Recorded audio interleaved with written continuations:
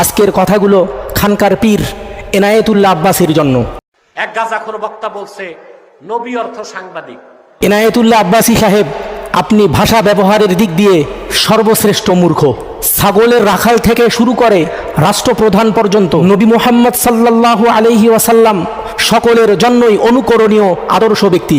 নবী মুহাম্মদ ব্যবসা করেছেন তাই তিনি ব্যবসায়ী, তিনি রাজনীতি করেছেন তাই তিনি রাজনীতিবিদ, তিনি সেনাপতি হয়ে যুদ্ধ করেছেন তাই তিনি সর্বশ্রেষ্ঠ সেনাপতি, তিনি মদিনার প্রেসিডেন্ট ছিলেন তাই তিনি সর্বশ্রেষ্ঠ রাষ্ট্রপ্রধান, তিনি আল্লাহর পক্ষ থেকে অসংখ্য বিষয়ে উম্মতের নিকট সংবাদ পৌঁছিয়েছেন তাই তিনি সর্বশ্রেষ্ঠ সংবাদবাহক।